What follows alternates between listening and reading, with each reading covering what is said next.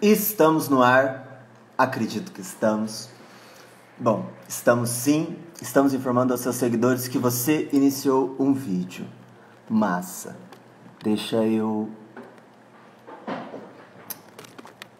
colocar aqui, eu tinha que aprender a fazer isso, mas enfim, bora direto pros conformes. Boa noite a todo mundo que tá aí, boa noite quem vai chegar daqui a pouco, boa noite quem vai chegar logo menos no nosso canal no YouTube. A gente está começando aí mais um Terceiro Sinal, nosso programa quinzenal de entrevistas com artistas e outros profissionais da cultura.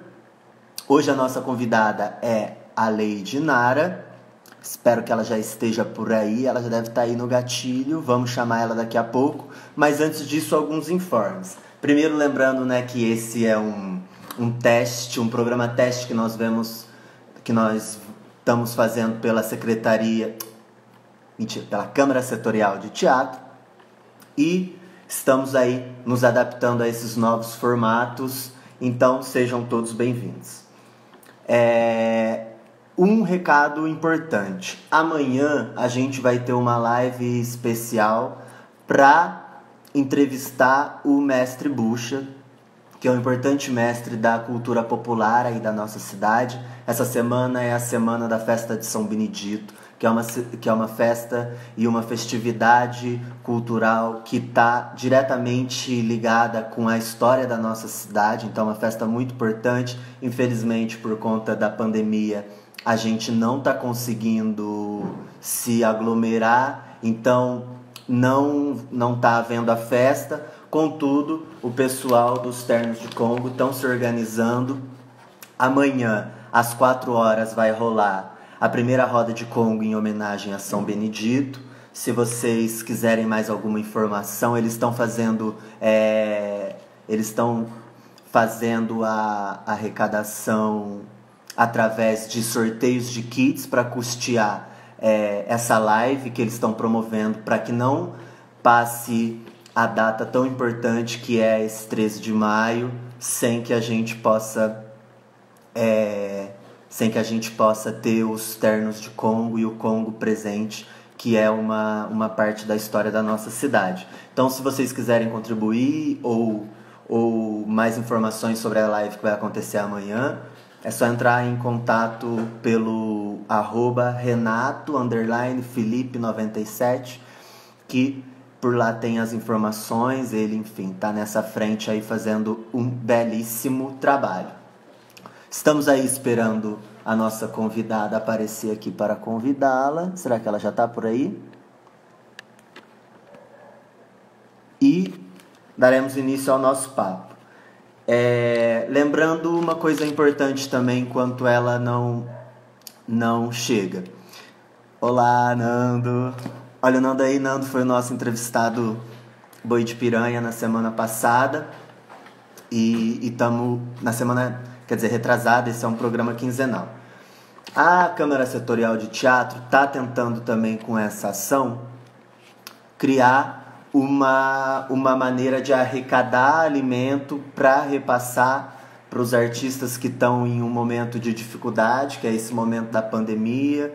Então, para resguardar essa segurança alimentar aí, a gente está fazendo essa campanha. Então, a gente está arrecadando alimento tanto lá no Âncora Coffee House, ali no centro, quanto no Prado Supermercados, na Zona Leste. Então, se vocês passarem por esses lugares, a gente também tem uma conta que pode, se você preferir, fazer um depósito, que a gente vai converter essa grana em alimentos também, cesta básica, vai estar na descrição desse vídeo. E lembrando mais uma coisa, nós estamos fazendo a live pelo meu Instagram, simplesmente para a gente aproveitar o público que já tem, mas a nossa ideia é, em breve, migrar a live pro Instagram da Câmara Setorial. Então, sigam lá, Cast Poços, pra gente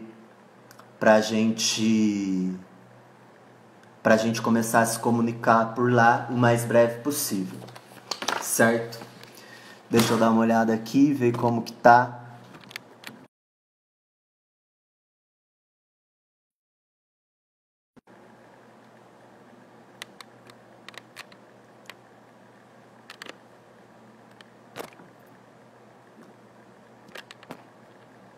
Vou ver aqui como...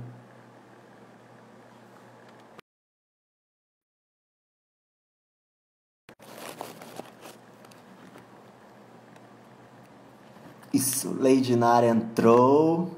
Nossa convidada está chegando e já está aí no jeito. Olha, o Ianco aí também está no jeito. Então, como ela já está, vamos lá dar a iniciativa, o pontapé inicial e definitivo. Mais uma vez, né, vamos tentar abrir esse caminho aí em nome de Dioniso, que é o deus da fertilidade, que ilumine as nossas ideias, que ilumine o nosso caminho para que a gente consiga construir um futuro fértil para toda a classe cultural e para toda a cidade. Então, é com imenso prazer que damos início ao Terceiro Sinal, um programa de entrevistas com artistas e outros profissionais da cultura, produzida pela Câmara Setorial de Teatro. Apresentado por Valber Rodrigues, esse que vos fala, a iniciativa tem como referência as demandas e as diretrizes do Sistema Municipal de Cultura e do Plano Municipal de Cultura, e pretende ser um ponto de encontro entre os fazedores de cultura e a população e a iniciativa privada, a fim de pensar e construir futuros para a cidade. Poços de Caldas é um celeiro de excelentes artistas que estarão conosco para dividir tudo o que acontece antes e depois do Terceiro Sinal. Portanto, sejam todos bem-vindos, divirtam-se e merda.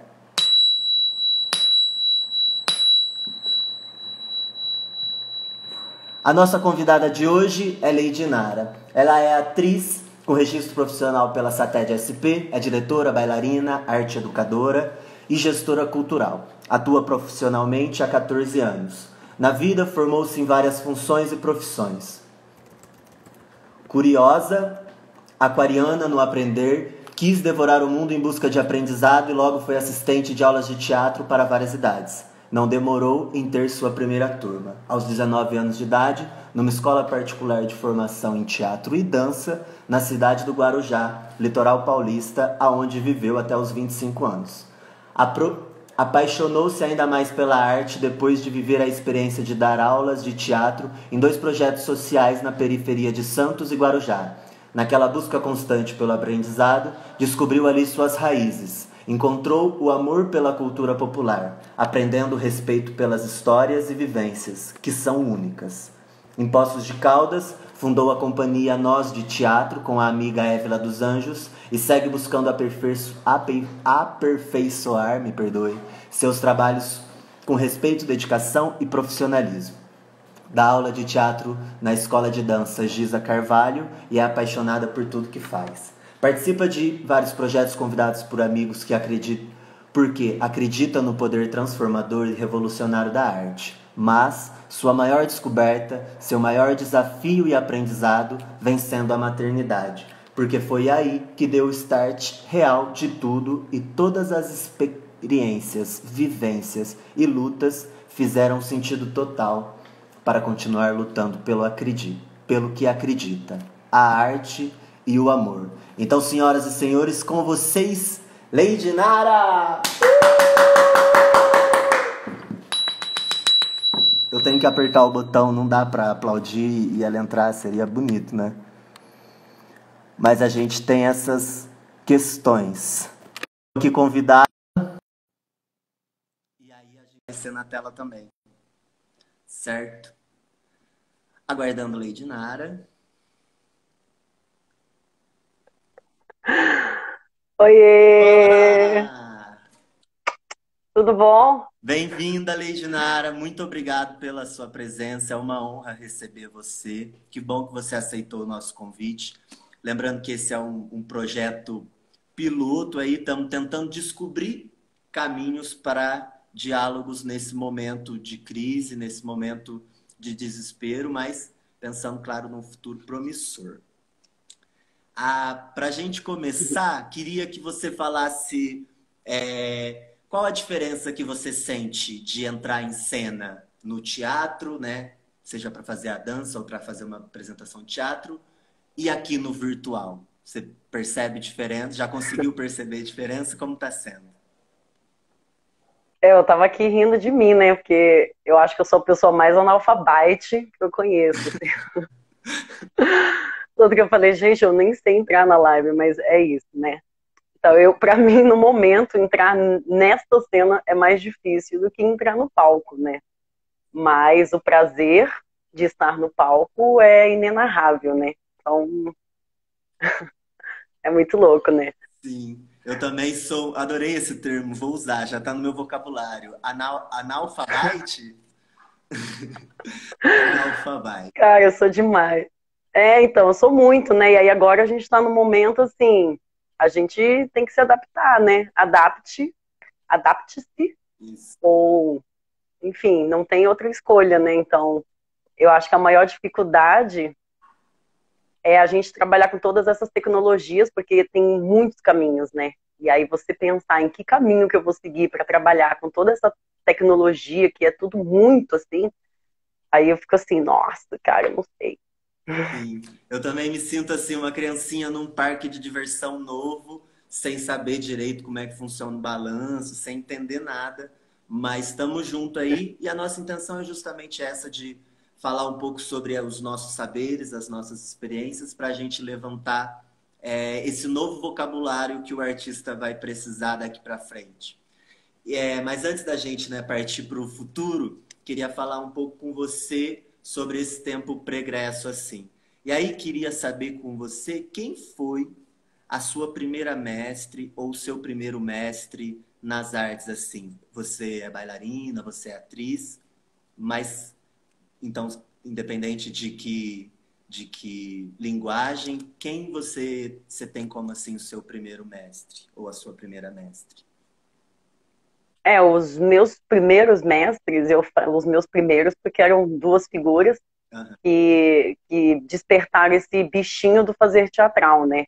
Eu lembro que eu entrei assim no teatro aos 15 anos, porque a minha mãe, ela viu que estava tendo um workshop e eu era muito tímida, muito, muito tímida. E aí a minha mãe falou, eu fiquei sabendo que o teatro é bom para timidez, vai lá fazer uma oficina que estava tendo no Teatro Procopio Ferreira, lá no Guarujá. aham. E aí eu fui, né? Achei que era aula de teatro, aí cheguei lá, tava rolando um workshop de linguagens dos musicais da Broadway. Eu fiquei assim, uau, né?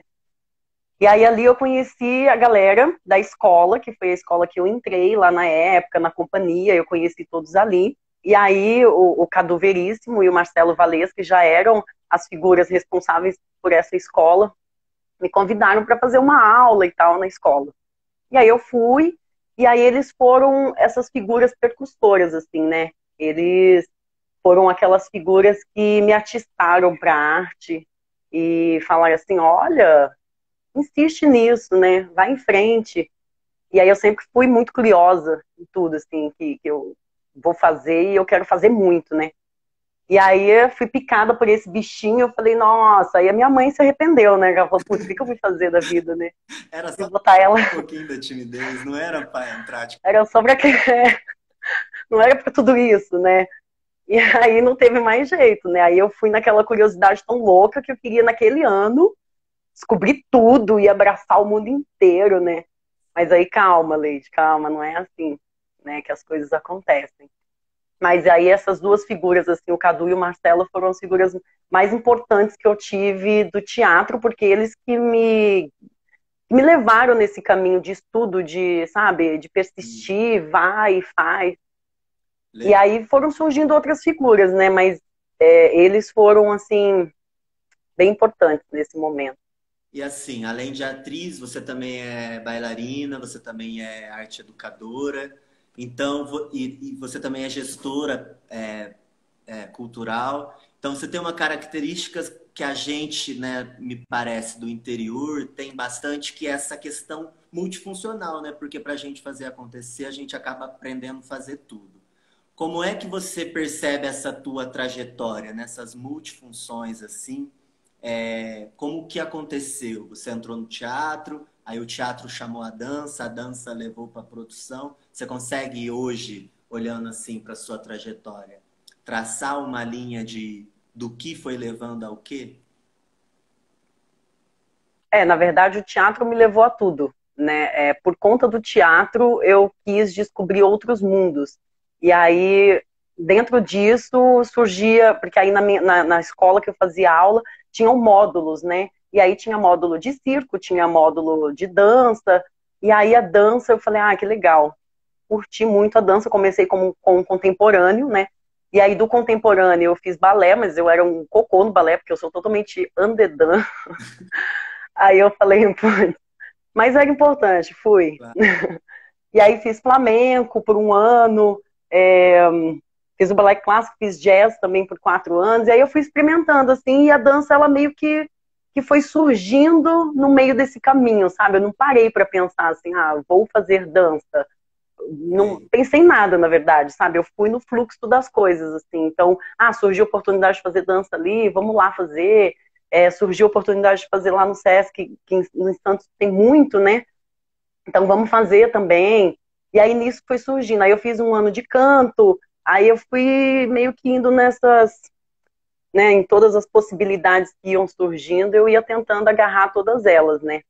E aí a questão da arte educadora, ela surgiu com esse viés, primeiro, de ser um projeto social, que era de extensão, né? As crianças que estudavam de manhã faziam à tarde e tal. E aí eu me apaixonei, né, por essa questão do teatro social, e aí o teatro social me trouxe outras figuras que eu conheci também, que aí me levaram para um teatro popular, para uma dança mais popular, e aí foi uma época muito legal, assim, de muitas descobertas, né, e na verdade eu acho que, não sei te dizer, sei lá, eu acho que as coisas na minha vida, elas vão meio que acontecendo, e eu meio que vou, tipo assim, vamos lá, então, e vamos abraçando, Estão sabe? se atravessando, né? E assim, você é uma atriz que vem do interior de São Paulo para o interior de Minas. E eu queria saber assim, como que foi essa chegada numa cidade nova? Você acha que a cena cultural consegue receber bem os artistas que vêm de fora para a cidade aqui de Poços de Caldas? Boa pergunta. Então, quando eu cheguei em Poços, né, eu morava lá no litoral, né? E quando eu cheguei em Poços, eu senti uma diferença muito grande. Primeiro que eu já cheguei ligeiramente grávida e não sabia. Então, tudo isso foi outra etapa. E aí eu adiei um pouco algumas coisas. Mas, assim, eu senti um pouco de dificuldades, né, de entrar. Mas é aquilo, eu sou meio entrona, né? Então eu chego e digo, oi, gente, eu sou a Leide, tudo bem? Vamos fazer alguma coisa? Mas mesmo assim eu tive bastante dificuldades de conseguir entrar, eu tive que mostrar primeiro muito quem eu era, primeiro as minhas capacidades, para depois me darem oportunidades, né? Então eu senti um pouco dessa dificuldade, mas isso em momento algum me abalou, sabe? Então vamos embora, se eu preciso mostrar, então vamos se mostrar e ver o que rola, né?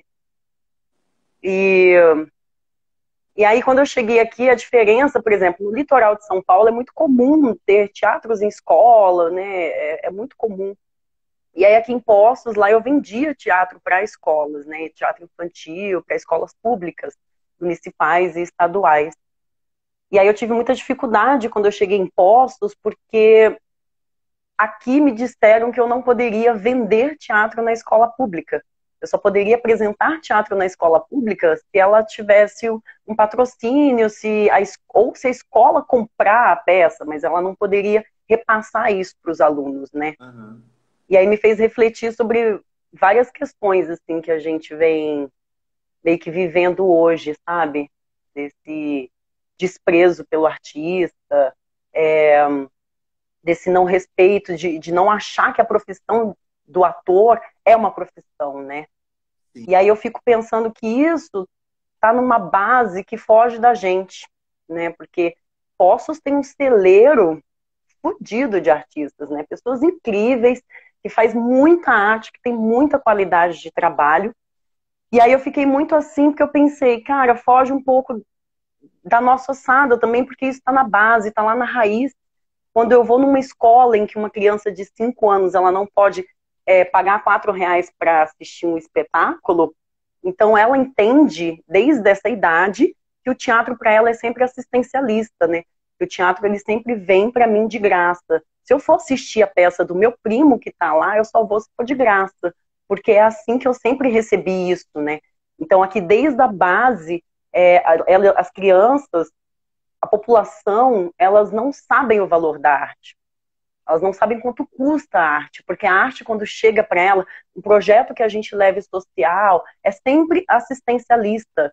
Então, eles não sabem, de fato, o quanto que você ganha para fazer aquilo, o quanto que vale o seu trabalho, né? E aí, quando eu vejo adultos que não têm essa noção hoje, né, os adultos que não valorizam a arte, foi numa base muito lá atrás, sabe? Então, eu acho que os artistas aqui, eles estão num caminho muito bom.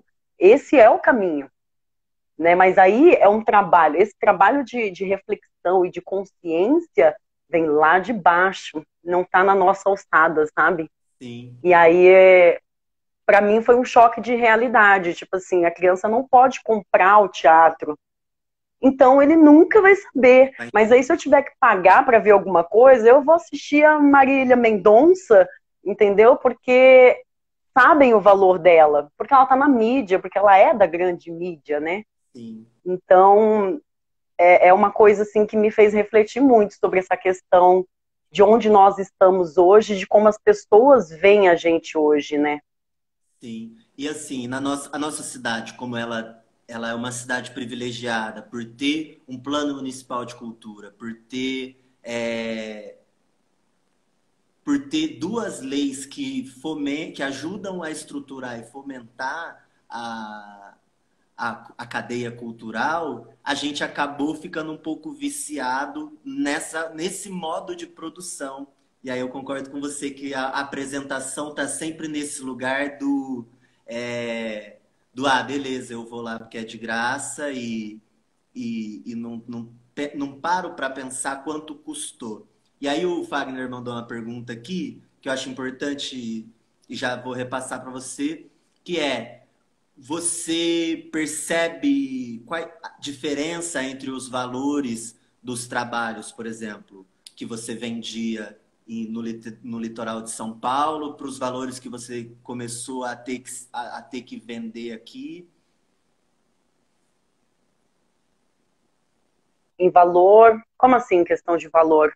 Assim, por exemplo, você vai vender um projeto no interior de São Paulo, né? Você falou que tinha essa questão de vender direto para as escolas. Aqui você não consegue fazer isso, mas tentando fazer uma média de como você se percebe sendo valorizada enquanto artista, imagino que seja por esse caminho a pergunta. Como é que você percebe essas diferenças? Assim, beleza, aqui tem esses programas de editais que atendem a gente, mas a gente tem essa dificuldade de levantar um espetáculo e cobrar ingresso e pagar os custos com esse valor. Essa realidade daqui é muito parecida com a lá do interior de São Paulo, ou lá tem algumas peculiaridades que a gente ainda não caminhou por aqui? Eu acho que a única diferença, talvez, é que lá as crianças têm mais costume de ir ao teatro assistir as coisas, o teatro vai mais na escola, né? Elas pagam por isso, né? Então, se eu vou apresentar lá numa escola, eu consigo cobrar um ingresso de R$ 6, né? 5, R$ 6, e as crianças vão assistir isso. Aqui a gente não vai conseguir arrecadar esse valor, talvez, não sei se por uma condição de vida diferente, né, de realidade diferente, porque querendo ou não, na Baixada os valores também são maiores que as pessoas ganham, então tudo isso influencia também. Mas eu acho que está mais numa questão cultural e estrutural do que de dinheiro, sabe? Entendi.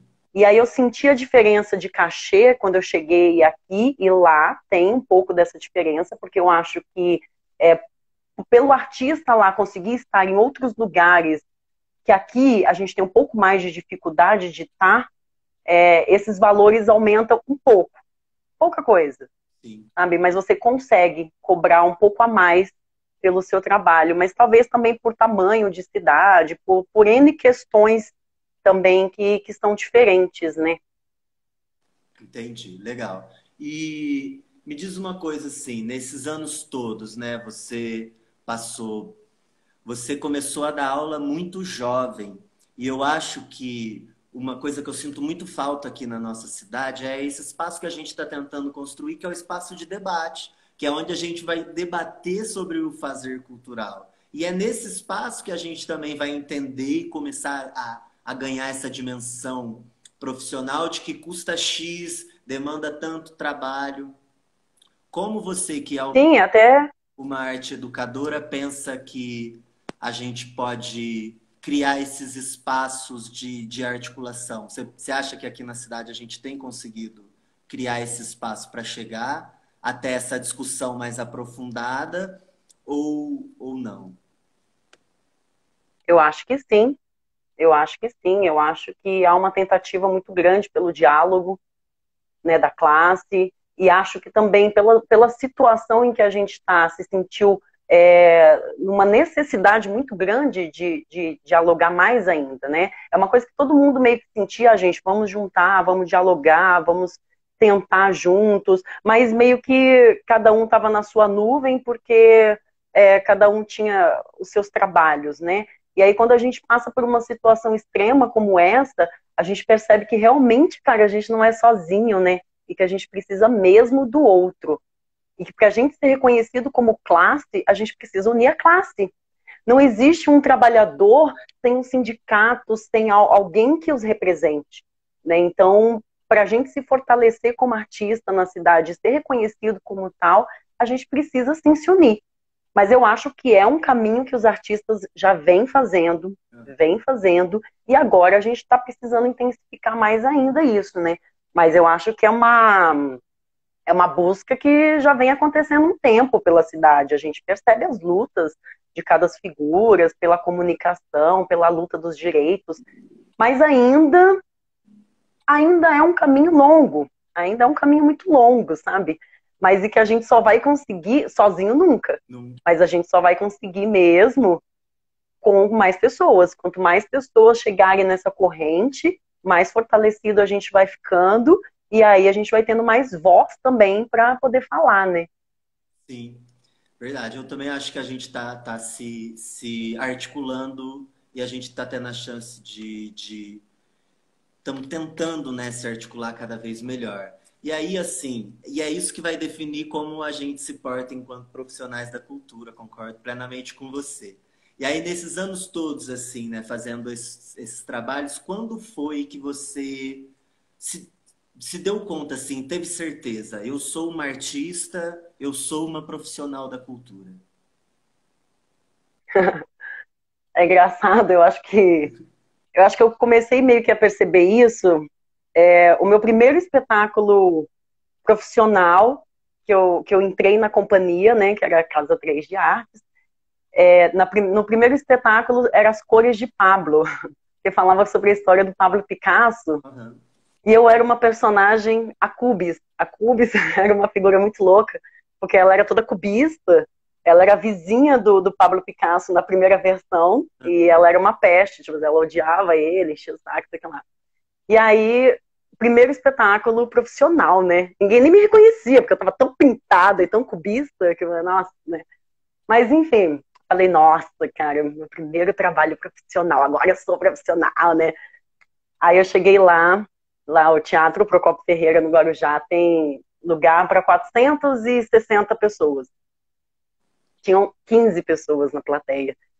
E assim, tipo, uma fileira é 15 pessoas. Aham. E aí eles estavam esparramadinhos, né? Então, tipo, dava meia, duas fileiras de pessoas. Farmada é pior. E aí a gente entrava. É. E pra gente começar, uma rodinha. Aí a gente entrava dançando e tal, aí abriu a cortina.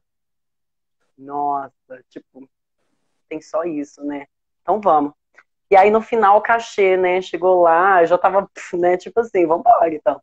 E aí chegou lá, o cachê tinha dado 8,50. E aí na época, o meu diretor, ele ainda foi um chuchu ainda, porque ele falou, não, gente, eu vou dar R$ 10, pelo menos, para vocês pagarem a passagem. E ali naquele perrengue todo que eu passei, de toda essa expectativa Aham. de falar, nossa, né? Putz, ganhei R$ 10 na minha primeira apresentação, porque ele ainda foi muito bonzinho. E aí eu pensei, eu não sei se ali naquele momento eu pensei assim, é isso que eu quero fazer. no meio de toda essa desgraceira, eu falei, cara, é isso que eu quero fazer, sabe? E aí eu falei assim, então vamos embora agora. Mas eu não sei se... Eu acho que esse start do trabalho profissional veio nessa hora, mas eu não sei em que momento que eu senti que o teatro estava em mim mesmo, assim. Eu acho que desde de sempre. Massa. E a próxima pergunta tem um pouco a ver com isso, que é que a gente está pensando em alternativas de angariar pessoas, público, e você, né, como atriz, sabe muito bem que quando as coisas começam a dar errado, as pessoas começam a gostar. Qual foi a maior tragédia, a apresentação mais trágica que você fez, ou a maior tragédia que você teve que passar para conseguir fazer uma apresentação? Então eu tô lembrando de algumas, porque eu já passei por várias. Assim, Essa eu já passei por é uma. transformado nos perrengues, por isso que eu confio na gente. É, cara, porque assim, acho que a cada apresentação, se não tiver um perrengue, pelo menos, então, tipo, você tá no lugar errado, entendeu? Mas assim, eu já tive algumas. Eu já voei de garupa de bicicleta, quando passou, aqui eles falam redutor, né, lombada, enfim. Uhum. A gente tava indo apresentar no teatro e eu tava de carona com meu amigo na bike, né? E tipo assim, vamos correndo pro teatro que tá na hora. E aí ele passou na lombada, assim, no redutor com tudo, e eu voei da bicicleta. Tipo, eu cheguei toda ralada no teatro. Toda, cotovelo ralado. E eu era a Cinderela brasileira, que era a protagonista do espetáculo. Eu trocava de roupa e eu tava assim, ai, ai. Foi. Teve uma outra também que foi engraçada, não foi comigo, mas foi num festival que a gente organizava lá, que chamava FECASP, era um festival de cena que tinha na cidade. E aí tinham 20 grupos e tal apresentando, era aquela loucura, né? E aí um dos caras que iam entrar em cena, um dos atores, ele estava fazendo Nelson Rodrigues, ele era a Sônia de Nelson Rodrigues, ele estava fazendo Valsa número 6. E quando ele entrou em cena, eu falei, nossa, ele vai arrebentar, né? Ele tava com um saião azul, assim, arrastando pelo palco, uma coisa pá. Eu falei, nossa, ele vai arrasar, cara. E ele tava trêbado em cena. Tipo, ele estava muito bêbado em cena. Meu Deus. E aí, quando ele saiu de cena, né, a gente só ouviu o barulho. A gente só ouviu o barulho, ele caiu da escada. Putz, você sai na coxia, tinha uma escada para ir pro camarim. E ele caiu com tudo, assim, né? Ele saiu rolando de lá. E aí chegaram em mim baixinho, porque tava tendo cena no palco, falaram, Neide, olha, o menino lá caiu, a ambulância tá lá. Aí cheguei lá, tinha grupos me reclamando, não, Neide, por que a ambulância tá falando muito alto, a enfermeira tá atrapalhando a cena, e eu, ai meu Deus, peraí. Aí eu cheguei pra enfermeira, a primeira coisa, gente, fala baixo. O que aconteceu? O menino ficou internado, coitado, passou a noite por conta de bebida, enfim, chapou o coco, né? Oh. E aí tem várias histórias de tragédias, assim, é o que não falta. Ó, a Cia Nós de Teatro tá dizendo aí, conta aí a do Coração Mãozinha. Do Coração Mãozinha? Caraca, gente, que história é essa do Coração Mãozinha? Que tem tanta história louca também. Da companhia Nós de Teatro que vocês viveram. Mas esse menino realmente levou, né, o Nelson Rodrigues a outro patamar, né? Que saiu de cena. Cara, nossa, super experimental. Adorei. Uma coisa assim. Enfim, vamos adiante. Se você lembrar do Coração Mãozinha, você pode contá-la a qualquer momento. Uma pergunta pra gente. Ah, eu lembrei. Lembrou? Lembrei. Não, essa eu tenho um pouco de vergonha alheia. Mas é porque, é tipo assim, tinha uma época no Guarujá que teve uma campanha política de uma figura. Uhum. Ela era Raifa Madi, ela era tipo deputada estadual e tal, ela era mulher do prefeito. E aí não sei quem foi a figura que ela pensou assim, que legal, o logo da candidata podia ser um coração. Legal. Quem vai ser o coração? Eu fui o coração da Raifa. E aí o coração era tipo assim, você vestia o coração, só que a mão dele, você ficava assim, sabe? Porque se eu esticasse minha mão, eu ficava com a mão aqui. Aí então eu tinha que ficar assim, com a mão de Dino. Porque se eu fizesse, a minha mão ficava assim. E aí era um coração que, tipo, era daqui pra baixo. Era um puta coração, né? E aí tinha uma touca azul de natação na cabeça e luvas brancas. Isso aí eu usei nos 2, 3 primeiros dias. Depois eu não usava mais nada disso, só o coração de tênis, calça jeans, e o resto a gente foi descambando. Uhum. E aí teve uma vez lá na campanha, a gente estava num bairro, e aí não sei quem foi que falou para as crianças, 2 crianças falaram que no coração tinha doce. E aí, aí eu vejo, chega uma, e meu braço aqui de Dino. E aí chegou uma criança de cada lado e ficou assim, eu quero doce, eu quero doce. Assim, né? Eu falei, não, que doce. Aí eu falei, ô Palmito! Palmito era o moço da campanha. Detalhe, eu passei quase 3 meses para descobrir que o nome dele era Palmiro e não Palmito, né? Não. E eu chamei ele por 2 meses de Palmito. E eu fiquei, Palmito, as crianças, assim, né? Aí passei por várias situações assim. Uma vez um amigo meu passou e me viu na campanha, porque eu ficava lá o dia inteiro de coração. Nossa. E aí um amigo meu me viu, eu tava assim no poste, encostada de coração. Ele falou, gente, que coração triste. Bravíssima. Né? E aí, não, várias, né? Aí a última dessa do coração, que foi muito engraçado, a gente entrou uma vez numa favela no Guarujá, pesada e tal, sabe? Favelão, e aquela época de campanha política, né? E aí os caras, né, entraram com metralha, com arma e falaram assim, aqui essa candidata não entra, não sei o que lá. Nossa. E aí os caras atrás falaram assim, nossa, gente, é melhor a gente ir embora, porque senão o primeiro alvo é o coração da raiva. Nossa, cheguei aqui. Vambora!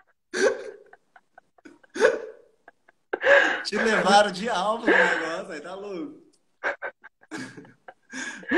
Eu já fingi que passei mal pra não ir de coração, sabe? Umas coisas assim, enfim. Não, pelo amor de Deus. Olha só, pra gente encerrar esse nosso primeiro bloco, me diz, o que você responde quando te pedem para trabalhar em troca de divulgação?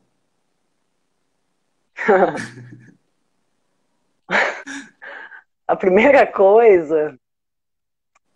Então, eu digo para ele assim, mas escuta, como que é o trabalho que você quer que faça? Né? A pessoa vai falar assim, sei lá, faz uma dança aí, não sei o quê. Então, mas aqui, quantos funcionários você tem? Quantas pessoas tem aqui? Tem tantas pessoas. Não tem ninguém aqui que consiga fazer? Não tem, não sei o quê. Eu falei, então, né?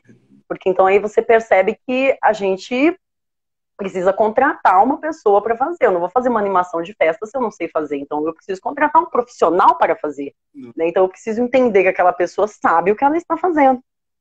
Né? Então o que eu digo para ela é não. Eu digo assim, olha, não. Eu falo, então, amor, acho que não vai rolar. Não vai rolar, porque se você conseguir fazer, uau, aí você se paga. Eu acho que é super válido também e você mesmo se divulga. Agora, se você não for bom nisso e você perceber que você precisa contratar alguém para isso, aí você me liga e me contrata, que aí o valor tá ali que eu te mandei, tá bom? Então... Arrasou. Boa resposta, adorei. É isso mesmo, nosso trabalho é específico, precisa de muito estudo para fazer. E as pessoas acham que é qualquer coisa. Enfim, o segundo bloco nosso são as perguntas que a gente recebe dos nossos amigos e público. Aí a primeira pergunta é do Lino Bento para você. Primeiramente, te parabenizo pela grande atriz que é. Fiquei admirado com a sua atuação no musical Rei Leão e queria saber como que foi o processo de criação desse espetáculo que envolve o canto, a dança, a interpretação. Fala um pouco pra gente sobre esse trabalho aí com o Rei Leão. Lino, lindo, maravilhoso. Foi muito legal. Eu acho que o Rei Leão foi um dos meus maiores desafios, assim, de unir. Eu cheguei a fazer uma vez na minha vida, assim, eu fiz uma cena musical, né? Na verdade, 2 vezes, foi nesse primeiro workshop da minha vida, mas, né, tipo... E fiz um outro uma vez do Chico. Mas o Rei Leão, eu acho que foi o maior desafio, porque eu não sou cantora. Eu sempre falo assim, eu não sou cantora, eu posso ser cantriz. Eu posso estar num personagem e cantar, mas eu não sou cantora, eu não sei falar, dar um dó, um ré, eu não sei, eu vou no ouvido, não é? E aí, eu acho que foi um processo cansativo, foi muitos ensaios, uma loucura, a gente saía 2 horas da manhã, tinha muitas coisas assim, mas foi muito engrandecedor também, assim, eu saio de lá até hoje com muitas bases que eu aprendi com o Felipe, com a Bia, são pessoas que eu amo, né, que eu admiro demais, e eles me ensinaram muito em relação ao canto, que eu não tinha muito essa noção, e eles me deram start para muitas coisas, assim, né? Então, eu acho que foi um processo engrandecedor, assim, sabe? Foi muito lindo, eu estava muito nervosa, porque eu tenho algumas travas em cantar, né? Aquilo que eu te falei, eu sou cantriz e com o personagem, vai, Linda, e canta, mas fala, Lady, canta aí, nossa, travei. E aí ali eu tinha um personagem, mas ao mesmo tempo que eu tinha que pensar no texto, eu tinha que pensar na nota, eu tinha que pensar nessa região da respiração, então eram muitas coisas para se pensar, né? E aí como eu sou um pouco Caxias no estudo de teatro assim, então eu ficava muito tempo e eu não tinha só o Rei Leão, né? Mas aí eu ficava assim louca, porque eu chegava 1 hora e ia dormir às 3 estudando o Rei Leão, então eu ficava muito louca e focada porque eu chorava, ligava pro Felipe, eu não consigo alcançar a nota. E aí, então foi assim, foi um espetáculo que, nossa, vai ficar para sempre, né? Foi lindo demais participar, muito bom. Legal. E assim, o teatro, essa frente, né, que se abriu aqui com a vinda da Bia Câmara e com os meninos, com o Biel, com o Felipe, assim, é uma frente muito forte do teatro aqui na cidade. Eles têm tido resultados assim impressionantes, espetáculos belíssimos, têm conseguido. É uma parcela do teatro que tem conseguido lotar o teatro sempre. Eu acho que eles são fundamentais para a cena teatral aqui da nossa cidade. O Diego Ávila, ele vai perguntar para você o que você achou de atuar no clipe Toda Mãe é Santa, da banda K2. Foi fácil? Foi muito diferente? Foi muito diferente, porque a televisão é muito diferente, né? A câmera é muito fria, né? É diferente. Você tem que buscar esse aquecedor por outros lugares, né? Eu não sei, a resposta do público não é imediata, né? Então tudo isso é um pouco mais difícil. Mas foi uma experiência incrível. Foi muito incrível fazer. Trabalhei com pessoas ótimas, né? Eu fiz com o Thiago Boleta, ele que era o meu parceiro, Aham. né? Depois eu vendo o clipe, eu não gostei de mim mesma, mas aí é uma avaliação autocrítica sempre, né? Eu nunca vou gostar muito de me ver mesmo, né? Mas eu sempre vou achar que poderia ter sido melhor do que foi. Mas eu acho que dentro do momento em que a gente estava vivendo, foi muito interessante. E teve uma curiosidade do dia da gravação desse clipe que eu acho muito legal. A gente estava gravando a cena da briga no clipe, né? Que o Thiago Boleta, ele é o agressor da história e tal, né? E aí a gente estava gravando essa cena da briga na casa. Isso era meia-noite na casa da avó do menino. A gente estava gravando, né? E aí os vizinhos ouvindo, porque eu dizia, não, não, para! Por favor! E aí os vizinhos ouvindo, passou a polícia, devagarzinho, em frente à casa. Aí depois a polícia voltou de novo, parou lá na casa para saber o que estava acontecendo. E aí foram o pessoal falar, não, a gente está gravando um clipe e tal. Mas aí a polícia ainda ficou ali uns 5 minutos parada em frente à casa ainda. Massa. Não, ainda. Então foi muito legal, assim, né? E assim, só aproveitando o gancho dessa pergunta, eu acho massa demais essa. Porque um pouco do nosso objetivo aqui também é pensar como que o nosso fazer vai estar no palco, mas como ele atravessa também, como é esse é um exemplo muito bonito assim, né? Do audiovisual, de um clipe, de uma banda autoral, de uma banda daqui, com artistas daqui, com a ficha técnica toda daqui. Como que você percebe esse movimento dos vários movimentos culturais se aglutinando para a produção desses novos bens culturais? Eu acho que a gente percebe que a qualidade é muito grande, né? Assim, é uma galera que tem um potencial enorme. Aham. E quando a gente percebe que a galera é toda daqui, a gente tem a certeza disso. A gente tem a certeza que essa galera que está fazendo, elas sabem exatamente o que elas estão fazendo, elas têm capacidade para fazer o que estão fazendo. E aí eu fico muito feliz quando eu vejo que pessoas da própria cidade vão ganhando espaço na sua própria cidade. Sim. Né? Porque assim, nós brasileiros temos uma cultura de valorizar tudo que vem de fora, né? Ah, é porque é o fulaninho que vem da cidade fora, é o fulaninho que vem do país de fora. E aí, quando a gente começa a perceber que esse fortalecimento, essa valorização dos artistas locais começa a acontecer por nós mesmos, pelos próprios artistas, aí eu fico muito feliz de ver que continuamos no caminho certo. Pode não ser o caminho mais fácil, o caminho mais longo, mas ainda assim é o caminho mais certo, né? Da gente valorizar quem está aqui, valorizar as nossas raízes. E aí, quando a gente valoriza, dá oportunidade para as nossas próprias raízes, para as pessoas locais, aí a gente vê a qualidade que existe aqui, Sim. né? Que é muito grande. E aí, assim, eu só me senti extremamente contemplada por ser talvez essa única pessoa que está ali de fora e ser tão agregada e fazer me sentir também parte disso, né? Então, assim, hoje eu me sinto parte de Poços de Caldas Nossa, pela arte de Poços de Caldas, né? Então, é bem por esse caminho. maravilha, isso é muito bem-vinda na nossa cidade, ainda bem que você está aqui com a gente, abrilhantando aí o nosso cenário cultural.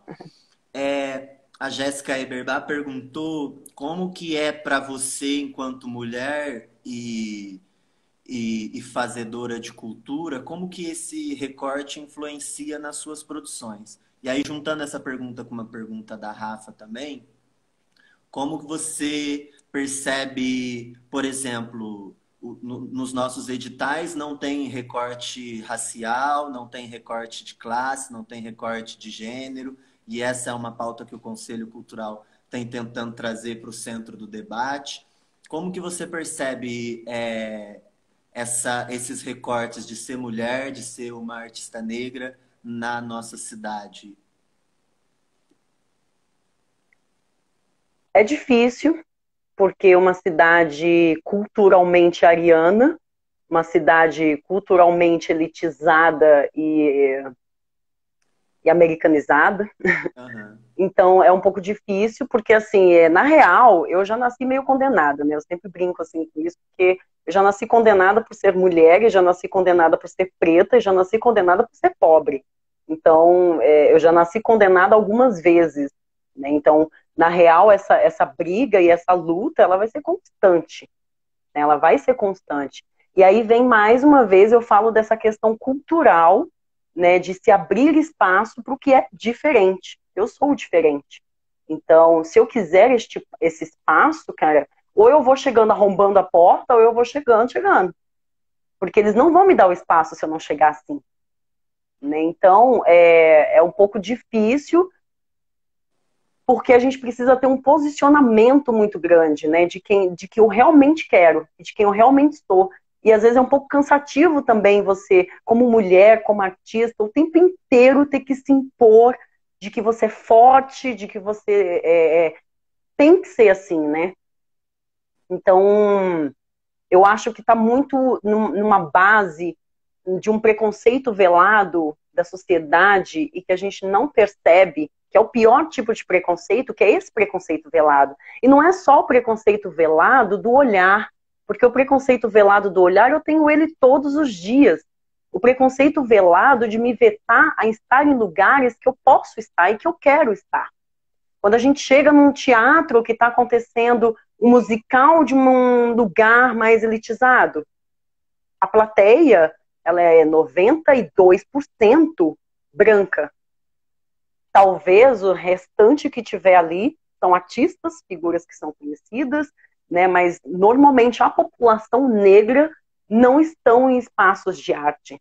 E elas não estão em espaços de arte por esse preconceito velado que a gente vive, que é vetar as pessoas de estarem no lugar que elas têm que estar, que elas querem estar. Né? Então eu acho que a gente sofre mais por esse preconceito, por essa vedação que a gente não vê, mas que a gente sente, e que ela existe, e que não é o mimimi, né? Então, eu sinto que é mais por essa questão, que vem, pode ser que venha lá de cima, mas como é uma questão muito cultural também, é uma luta nossa também, é uma luta diária das pessoas de lutar contra os seus preconceitos, né, que tem. E aí, tendo nesse espaço, eu como mulher negra, estando nesse espaço, eu sinto que eu preciso mostrar que eu sou 10 vezes mais capaz do que a outra mulher branca que está na mesma posição do que eu. Então, eu sempre vou ter que estar um passinho à frente para poder estar junto com a outra mulher não negra, no caso. Sim. Essa é uma pauta que a gente tem tentado, pelo menos no conselho, colocar no centro, porque a gente entende a urgência dela. E é nítido, assim, quem fica de fora dos editais e quem entra nos editais. Por mais que os editais sejam um processo de tentar democratizar o acesso, ele, sem esse recorte racial, sem esse recorte de gênero, de classe, ele continua sendo elitista e dando privilégio a umas pessoas e como é o histórico do Brasil, né, escravocrata, tirando privilégio das outras pessoas. Aproveitando um pouco, o Ali chegou aí, falou que chegou atrasado, mas ainda quer fazer a participação dele. Ele perguntou qual foi o personagem que você mais gostou de construir e por quê. E aí vou acrescentar uma pergunta. E aí queria que você falasse também, a partir disso, quais são os trabalhos que você, enquanto a Companhia Nós de Teatro, que é essa parceria sua com a Évila, quais são os movimentos que vocês têm percebido, principalmente nessa questão do teatro social, que eu sei que é um lugar que vocês habitam com frequência. De personagem, na real, eu tenho assim dois personagens numa vertente muito diferente Aham. que eu amei fazer. Um personagem foi a Joana de Gota d'Água, do Chico Buarque, que foi um personagem que eu fui indicada no Prêmio Nacional de Teatro lá em Cubatão, que foi um processo muito incrível, né? Foi intenso, foi difícil, foi penoso, tive que estudar muito, mas eu amei fazer a Joana de Gota d'Água. E a outra é a Maléfica, que não tem nada a ver. A Maléfica é um personagem infantil que a gente tem na Cia Nós, que a gente tem os Encantos da Floresta, e a Maléfica, ela é toda de botox, sabe? Ela é muito vaidosa. Aham. E ela passa a peça inteira querendo matar uma onça da floresta para fazer sapato, bolsa. Ela é louca por animais. Assim. Ela fala que ela ama a natureza porque ela tem 20 gaiolas de passarinho. Ela ama a natureza porque ela tem vários bichos empalhados enfeitando a sala dela. Genial. Sabe? Então, ela é caçadora, ela é muito louca, né? As crianças odeiam ela e ao mesmo no final não querem que perdoem a Maléfica de jeito nenhum. As crianças falam, não, não perdoa ela não. Então, assim, eu adoro essas vertentes que é de um extremo ao outro, assim, né? E atualmente, eu e a Évila, a gente tá... a gente não tá, né? Mas a gente tá também. Aham. A gente está agora, nesse momento, vai acontecer mês que vem aulas online do Projeto Encena. O Projeto Encena, né, que é pela lei de incentivo, né, pela Polo Engenharia, a gente está organizando aulas de teatro e de dança contemporânea para adolescentes a partir de 13 anos, que vai ser online no YouTube, aí vai ter a plataforma direitinho para fazer aula. Massa, maravilha. O pessoal aqui comentou bastante sobre essa personagem que acha maravilhosa. A Larissa. Geralmente os Gente, vilões eles fazem muito sucesso, eu também adoro. Olha só, eu me divirto demais. o tempo voa aqui, já são 19h56, então a gente deve ter 8 minutos ainda de live e já estamos na finalização. Então, queria que você dissesse um pouco para a gente se tem alguma pergunta que eu não te fiz que você gostaria de responder. Qual foi a coisa que eu não te perguntei que é muito importante ser respondida?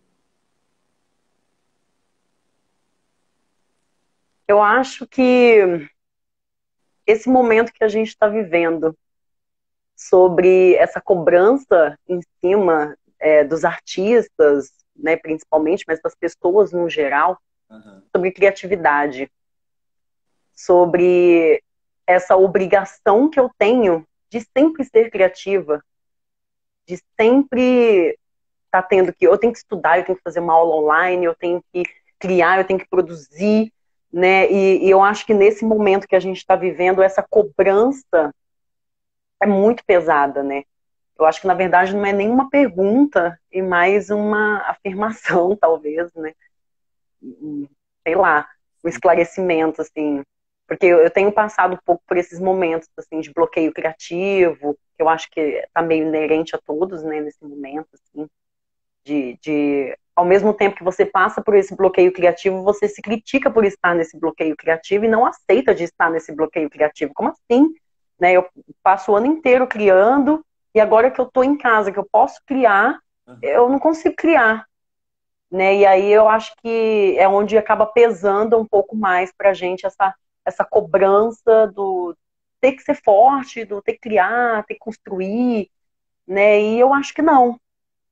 Eu acho que não. Eu acho que tudo tem o seu momento, né? E eu acho que a gente tem que dar o tempo para as coisas, né? Que é até aquilo que eu te falei de um passo de cada vez, é um dia de cada vez, cara. É aos poucos que a gente vai percebendo, né? Então, é mais essa afirmação, talvez, que eu iria falar com você. Você sabe, né, que eu te mandei a mensagem, realmente eu tive um pequeno surto e eu acho que tem a ver com essa lógica que se estabeleceu na nossa criação, né? De estar o tempo todo produzindo, produzindo, produzindo. Você acha que isso tem a ver com o fato dos nossos editais terem engessado o nosso modo de produzir e aí a gente produz a toque de caixa e não tem tempo de parar e pensar sobre refletir ou não tem tempo, por exemplo, para viver a fragilidade da vida, que é passar por uma pandemia mundial, que é um negócio que desestabiliza todo mundo e não tem jeito. Você acha que um pouco desse resultado tem a ver com o formato dos nossos editais atuais? Também, também.